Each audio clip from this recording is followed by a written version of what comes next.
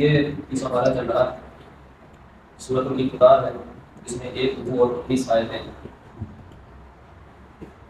اس سے پہلے جو سورہ تکویر ہوئی اس میں بھی قیامت کا منظر کشی کی گئی اور بتایا گیا کہ پہلی مرتبہ جب سور پھونکا جائے گا تو اس وقت دنیا کا کیا حالت ہوگا، اور جب دوسری مرتبہ سور پھونکا جائے گا تو اس وقت کس طریقے سے لوگ جمع ہوں گے اور کس طریقے سے ان سے سوالات کیے جائیں گے، اور میدان محشر کا نقشہ اس میں کھینچا گیا تھا۔ آج سورہ انفطار ہے، اس میں بھی پہلے نفع اولیٰ اور نفع ثانیہ کا ذکر ہے، پھر اس کے بعد ایک کافر انسان کو اللہ کی نافرمانی کرنے والے کو اور اللہ کے احکام کو کسے کچھ ڈال دینے والے کو ختم کیا گیا اور اس کی غیرت کو جگایا گیا اور اس کو للکارا گیا، کوئی پیدا کرنے والا تمہارا اللہ ہے تو اللہ کو پوجو، اللہ کی مانو، اللہ کے لیے پر چلو اور اس پر ایمان لاؤ، رسول پر ایمان لاؤ، تمام چیزیں بتائی گئی۔ تو خیر پہلی آیت سے بتایا گیا یہ سلام اور جبکہ آسمان پھٹ جائے گا، آسمان پھٹ جائے گا، پیچھے تذکرات ہوا ہے کہ پہلی مرتبہ سور پھونکا جائے گا تو آسمان کو لگا، آسمان پھٹ جائیں گے، اور اسی طریقے سے جو پہاڑ ہیں وہ چلا دیے جائیں گے، سمندر میں آگ لگا دی جائے گی اور وحشی جو جانور ہیں وہ بکھر جائیں گے، ایک جگہ جمع ہو جائیں گے، بکھر نہیں ایک جگہ جمع ہو جائیں گے، تمام چیزیں آئیں گی۔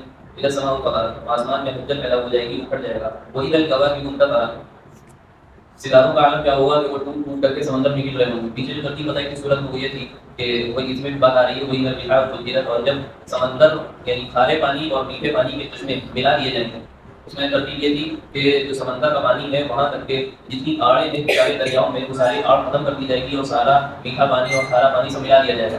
پھر اس کے بعد صورت یہ پیدا ہوگی کہ آسمان سے ستارے ٹوٹ ٹوٹ کر کے گریں گے سمندر میں، اور چاند اور سورج کو اللہ تعالیٰ بے نور بنا کر کے سمندر میں ڈال دیں گے، پھر ایک ہوا چلے گی اور اس ہوا کے نتیجے میں پھر اس سمندر میں آگ لگ جائے گی، پھر یہ آگ جہنم میں تبدیل ہو جائے گی۔ یہ ترتیب ہوئی دوسری چیز کو یہاں پہ ذکر کیا گیا کہ نفع اولیٰ میں یہ چیزیں وہی ہیں، وہی در وقوع وحصلت۔ پھر نفع ثانیہ ہے، دوسری مرتبہ جب سور پھونکا جائے گا تب کیا ہوگا کہ قبروں کو پھاڑا جائے گا، قبروں کو پھاڑا جائے گا، مطلب یہ کہ قبر سے مردے نکل رہے ہوں گے، ایک ایک کر کے اپنی اپنی قبروں سے، حدیث میں بھی آتا ہے کہ ایک قبر سے 70 مردے اٹھیں گے، 70 لوگ نکلیں گے۔ بات یہ ہے کہ جب نفع ثانیہ ہوگا، میدان محشر میں جمع ہونے کی باری آئے گی تو قبریں پھٹ جائیں گی اور لوگ اس میں سے نکل رہے ہوں گے۔ علمت نفس ما قدمت وأخرت، اور ہر نفس ہر انسان یہ جان لے گا کہ اس نے کیا آگے بھیجا ہے اور کیا پیچھے چھوڑا، یعنی میدان محشر میں جمع ہوگا تو اسے سب کو پتہ چل جائے گا کہ اس نے دو معنی یہاں پہ لیے گئے ہیں، ایک معنی تو یہ کہ اس کو پتہ چل جائے گا کہ اس نے کیا عمل کر کے اپنی آخرت بنا لی اور کون سا گناہ چھوڑ کر اپنی آخرت بنا لی، اور وأخرت یعنی پیچھے کیا چھوڑا، اس کا مطلب یہ کہ اس نے کون سا نیک عمل چھوڑ دیا جس کی وجہ سے وہاں اس کی پکڑ ہو سکتی ہے، اور اس نے کون سی بدی اور برائی دنیا میں کر لی جس کی وجہ سے اس کی پکڑ ہو سکتی ہے، اس کے بارے میں وہ جان لے گا۔ کسی آیت کے معنی ہے مفتی نبی صاحب نے رحمۃ اللہ علیہ نے مزید دکھایا کہ اس کے دوسرے معنی یہ بھی ہو سکتے ہیں کہ ماں قدمت وآخرت کا مطلب یہ ہے کہ ماں اس نے جو آگے بھیج دیا، یعنی اس نے جو کام کر لیا، اس نے جو کام کر لیا ہے وہ اس کو اجر مل جائے گا، اس کا صلہ اس کو مل جائے گا۔ علمت نفس ما قدمت وآخرت، تو ہر شخص اس دن جو آگے اس نے بھیجا ہے وہ جان لے گا، مطلب یہ ہے کہ ہر چیز جو اس نے نیک کام کیے ہیں اس کا نتیجہ اس کو وہاں ملے گا، جو برا کام کیا ہے اس کی سزا اس کو وہاں ملے گی۔ وآخرت کا مطلب یہ ہے کہ اس نے خود کام نہ کیا ہو، دنیا میں رہ کر کے خود کام نہ کیا ہو، لیکن اس نے اس کا طریقہ ایجاد کر دیا دنیا میں۔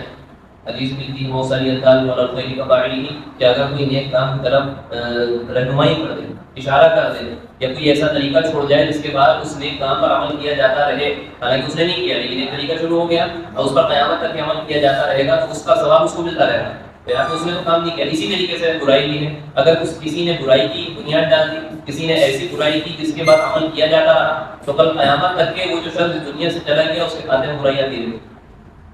اس میں ہم لوگ نوجوان خاص طور سے کالر ٹیون میں گانے لگا دیتے ہیں، کالر ٹیون میں گانے لگا دیتے ہیں، فیس بک پہ اپنے پیجز ہیں، یوٹیوب پہ اپنے چینلز ہیں، اس میں جو ہے گانے لگا دیتے ہیں، اس میں جو ہے گندی تصویریں لگا دیتے ہیں، وہ تو مر کے چلے جائیں گے، ان کا چینل باقی رہے گا، ان کے پیجز باقی رہیں گے، ان کے انسٹاگرام کی آئی ڈیز باقی رہیں گی، اور ان کے اگر موبائل میں رنگ ٹون جو سن رہا ہے وہ گناہ میں مبتلا ہے۔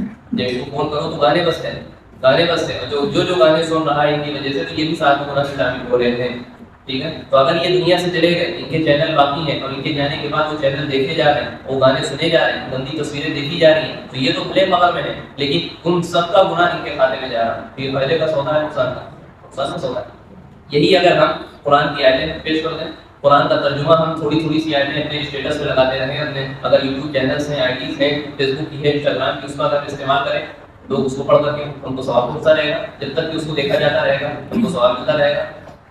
تو یہ تمام چیزیں ہیں. ماقد کمت کا مطلب یہ ہے کہ اس نے خود عمل کیا ہو اور آگے بھیج دیا ہو. واخرت کا مطلب یہ ہے کہ اس نے کوئی ایسا طریقہ پیچھے چھوڑ دیا ہو دنیا میں رہ کر کے کہ اس کے بعد اس پر نام کیا جاتا رہا. کسی نے مسجد میں صدقہ جاریہ بھی کہہ سکتے ہیں, کسی نے مسجد میں کوئی کام کروا دیا اور مسجد میں اس کی حصہ داری ہو گئی. اب جب تک کہ وہ مسجد قائم رہے گی, وہاں نماز پڑھی جاتی رہے گی, تو جب تک کہ اس شخص کے پاس ثواب پہنچتا رہے گا, جب تک اس شخص کے پاس ثواب پہنچتا رہے گا. اور ہم سب ایسے ہی کچھ بزنس چاہتے ہیں کہ کام تھوڑا سا کرنا پڑے, انویسٹمنٹ کم ہو اور اس کا پروفٹ زیادہ ہو پڑتا. تو ہمارا یہ صدقہ جاریہ اسلام نے بتایا ہے, ہم کو یہ تمام چیزوں کی طرف دھیان دینے کی ضرورت ہے. آگے کہہ رہے ہیں کہ تمام چیزیں بتائیں, یعنی یہ جو واقعات بتائے یہ انسان کی انتہا ہے. یعنی انسان دنیا میں آیا, اس کی انتہا کیا ہوگی کہ آسمان پھٹ جائے گا. یعنی سب قیامت کے منظر انسان کی انتہا ہوتی ہے اور قیامت میدان محشر میں جمع ہوگا, سوال جواب ہوگا. اس کی ابتدا کیا ہے؟ یا ایھا الانسان ما غرک بربک الکریم. فرمایا گیا اے انسان, یہاں مسلمانوں کو مخاطب کیا, یہاں بھی ایمان والوں کو مخاطب نہیں کیا بلکہ انسانوں کا, عام انسانوں کو مخاطب کر کے اللہ تعالیٰ کہہ رہے ہیں اے انسانوں, تم کو تمہارے رب جو کہ کریم ہے, کریم اس معنی میں کہ اگر کوئی غلطی تم سے ہوتی, گناہ ہوتا ہے تو اللہ تعالیٰ فوراً نہیں پکڑتے ہیں, تمہاری پکڑ نہیں کر لیتے. ورنہ آج ہم جس اعتبار سے ہم سے گناہ ہو رہے ہیں, ورنہ آج ہمارے اوپر تو پتھروں کی بارش ہو چکی ہوتی, اللہ حفاظت کر رہا ہے. اور جو آج دشمن کر رہا ہے مسلمانوں کے خلاف, مسلمانوں کے اوپر ثابت ہو کر کے ان کا نام و نشان مٹ چکا ہوتا ہے, تو اللہ تعالیٰ فوراً نہیں پکڑتے ہیں, یہ ڈھیل دیتے ہیں. کریم. اور دوسرے کریم میں معنی یہ بھی کہے گئے کہ گناہوں کو چھپاتے ہیں, ہم سے جو گناہ ہو جاتے ہیں دوسروں کے سامنے چھپاتے ہیں. تو وہ رب جو کریم ہے, اس رب کریم سے تم کو کس چیز نے دھوکے میں ڈال رکھا ہے؟ تم غرور میں مبتلا ہو, تم تکبر میں پھنسے ہوئے ہو. تمہارے اندر تکبر آ گیا اس بات سے کہ تمہارے پاس پیسہ ہے, تمہارے اندر تکبر اور غرور اس بات کا ہے, اس چیز نے تم کو دھوکے میں ڈال دیا کہ تمہارے آگے پیچھے کچھ لوگ چلتے ہیں. تمہارے پاس تمہارا تکبر اور غرور میں اس طریقے سے مبتلا ہو جیسے کہ تم اس دنیا میں ہمیشہ رہنے والے ہو, تو تمہارا مال جو ہے ہمیشہ رہنے والا ہے, تمہارے پاس بڑا کاروبار ہے, تمہارے پاس بڑی گاڑیاں ہیں, تمہارے پاس بڑا بنگلہ ہے, لہٰذا تم یہ سمجھو ہمیشہ رہے گا. اس وجہ سے تم تکبر میں اور غرور میں مبتلا ہو گئے. یہ بات نہیں ہے. غرور و تکبر میں جو ہے ایسی چیز اگر تم غور و فکر کرتے اپنی ابتدا اور اپنی انتہا کی, تو تم غرور اور تکبر میں مبتلا نہ ہوتے. یہ تو شیطان کی علامت ہے. شیطان نے کہا تھا کہ ہم بڑے ہیں, شیطان نے کہا تھا کہ ہم آنکھ سے پیدا کیے گئے ہم اوپر جاتے ہیں, حضرت آدم مٹی سے پیدا کیے گئے ہم نیچے جاتے ہیں. اس کے اندر تکبر آیا تھا. تکبر آنے کے انجام اور نتیجہ کیا ہوا کہ اس کو ہمیشہ نکال دیا گیا جنت سے, اور کہا گیا کہ ہمیشہ جہنم میں جلو گے, اور مردود قرار دے دیا گیا. رجیم, آج اس کو اس کے نام کے ساتھ یاد کیا جاتا ہے, رجیم لگا کر کے. تو یہی چیز ہے کہ ربک الکریم, اللہ تعالیٰ بڑا کریم ہے. اس چیز سے تم کو کس نے قابل کر دیا؟ تم اگر تھوڑا سا غور و فکر کر لو تو تم تکبر سے باز آ جاؤ گے, اور اللہ کی رحمتیں, اللہ کی عزتیں اور اللہ کا فضل اور انعامات اور احسانات جو ہے تمہارے پہ, وہ تمام چیزیں تم کو اس چیز پر آمادہ کریں گی کہ تم اللہ کا ایمان لے آؤ. یہ ہر انسان بلا ہے, چاہے مسلمان ہو چاہے غیر مسلم.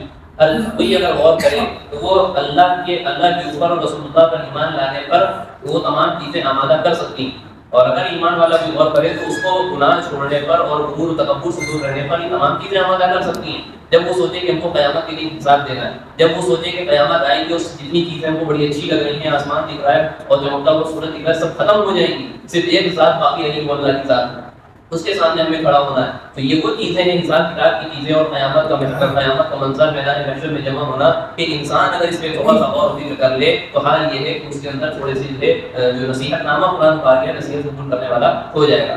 الذی خلقک فسواک فعدلک, اللہ کون ہے؟ اللہ کی قدرت. پہلے یہاں پہ بتائی کہ انتہا, انسان کی انتہا, یعنی انسان کہاں پہ ختم ہوگا. اب یہاں کہاں سے شروع ہوتا اس کی طرف اشارہ. الذی خلقک فسواک فعدلک, اللہ تو وہ ہے جس نے تمہیں پیدا کیا, اللہ نے تمہیں پیدا کیا.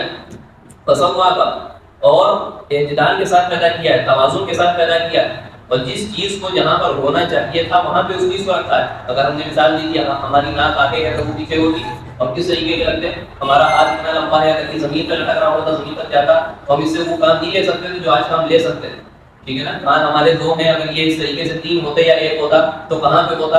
اللہ تعالیٰ نے انسان کس طریقے سے ہونا چاہیے, اللہ تعالیٰ نے ہر چیز کو اپنی اپنی جگہ پر فٹ کیا ہے, اور اسی کے مطابق فٹ کیا ہے. ناک کہاں تک لمبی ہونا ہے اللہ کو معلوم ہے. اگر تھوڑی سی جو ہے کسی کو کان میں کوئی دقت ہوتی ہے, ہاتھ چھوٹا ہوتا ہے, کیسا انسان لگتا ہے.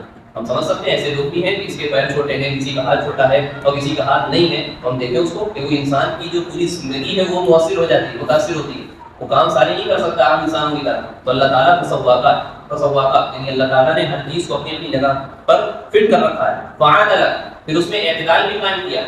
یعنی تناسب برابری کا معاملہ کیا، یعنی کوئی چیز ہے تو بہت زیادہ ہے، کوئی چیز ہے تو بہت کم ہے، اعتدال کے ساتھ چلے، افراط و تفریط کا معاملہ نہیں. انسان کے اندر بلغم بھی ہے، انسان کے اندر خون بھی ہے، انسان کے اندر اور بھی چیزیں ہیں. تو کبھی ایسا نہیں ہوا کہ اللہ تعالیٰ نے خون بہت پہلے کی چیز ہے، خون نہیں ہوتا ہے انسان کمزور ہو جاتا ہے. کبھی ایسا نہیں ہوا کہ انسان کے اندر اتنا خون آ گیا، اتنا خون اللہ تعالیٰ نے بھر دیا کہ وہ جب تھوکتا ہے تب بھی جو ہے خون نکلتا ہے، بال کاٹتا ہے تب بھی خون نکلتا ہے، ناخن کاٹتا ہے تب بھی خون نکلتا ہے. ایسا تو نہیں ہوتا.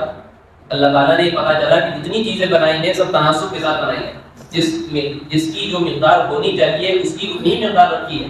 یہ اللہ نے کو ایسا پیدا کیا. اگر کوئی شخص فی ای صورت ما شاء قبر، اچھا جب ایک ہی طریقے سے سارے انسانوں کو پیدا کیا، آگے دیکھیے کیا بات آ رہی ہے. اگر ایک ہی طریقے سے اللہ تعالیٰ نے انسان کو پیدا کیا، انسانوں کو پیدا کیا، پھر ٹھیک ٹھیک ہر اعضاء بنایا، ہاتھ پیر کان ناک آنکھ، اور وعدل اور اعتدال کے ساتھ سارے انسانوں کی بات اس میں آ گئی، تو ہونا تو یہ چاہیے تھا کہ سارے انسان ایک طرح دکھتے.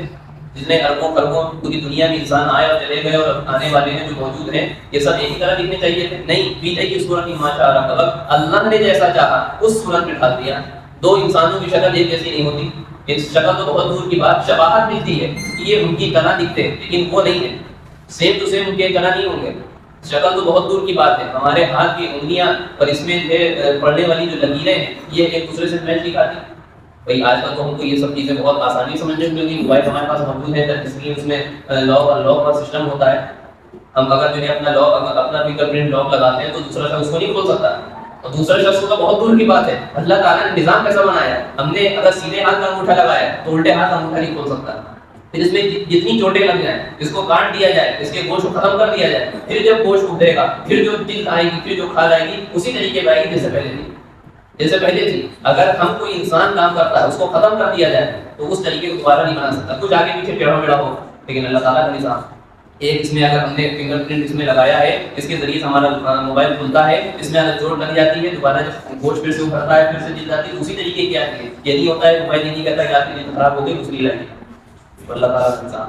اگر اس چیز پر کوئی غور کر لے تو تکبر ختم ہو جائے گا، اگر اس چیز پر کوئی غور کر لے تو غرور ختم ہو جائے گا، اللہ کا فرمان بردار ہو جائے گا. اگر جو ہے ان تمام چیزوں پر کوئی غور کر لے، مسلم غور کر لے تو ہاں یہ ہوگا کہ ایمان لے آئے گا. یہ اللہ کی صفات ہے.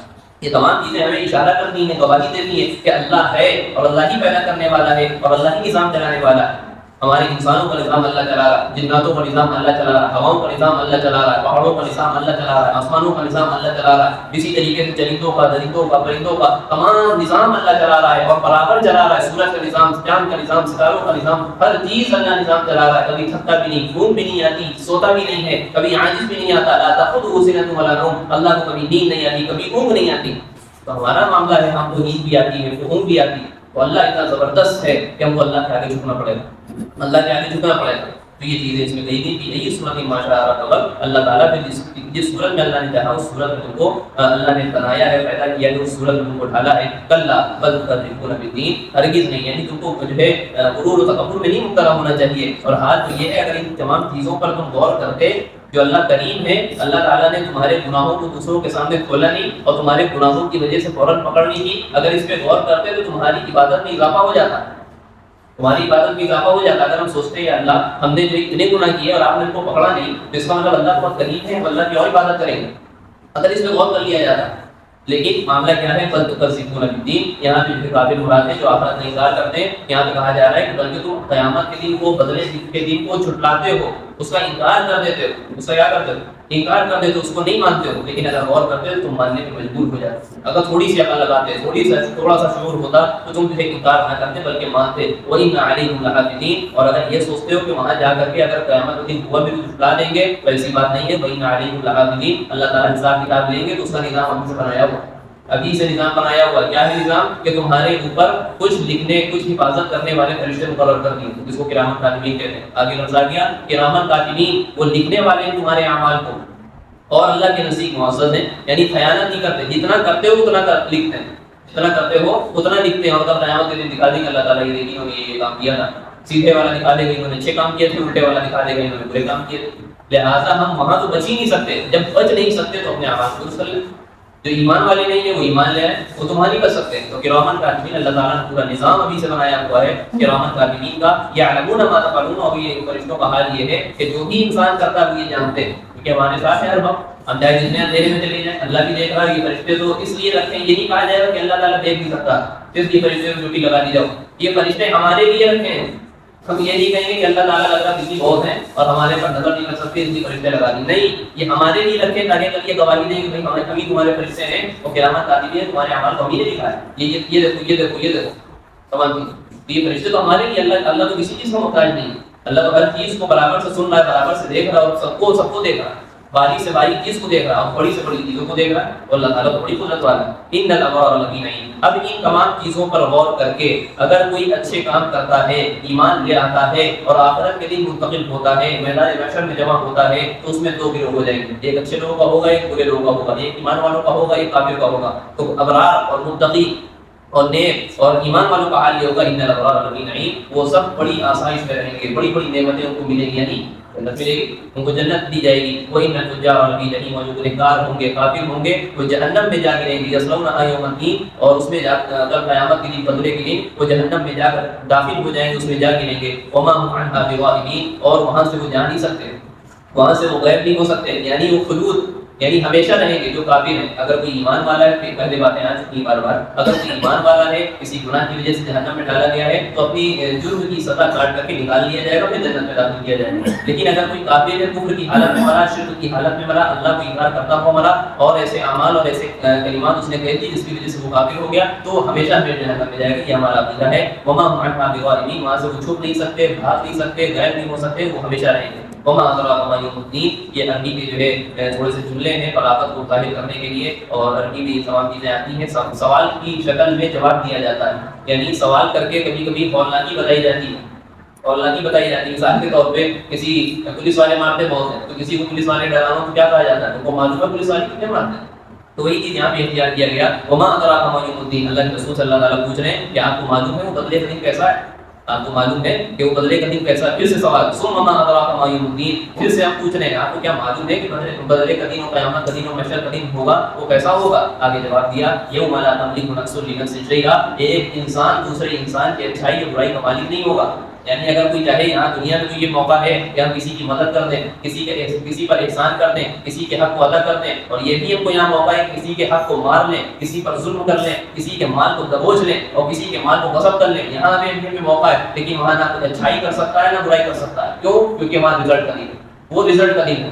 تو یہاں پہ یہ مطلب نہیں ہے کہ شفاعت نہیں کر سکتا. شفاعت تو وہ کرے گا جس کو اللہ تعالیٰ اجازت دے گی. پیچھے بات نہیں لا یتکلمون الا من اذن له الرحمن وقال صوابا والامر یومئذ للہ. اور کہا گیا کہ اس دن جو حکومت ہے, جو بادشاہت ہے, جو بات مانی جائے گی وہ صرف اللہ کی مانی جائے گی.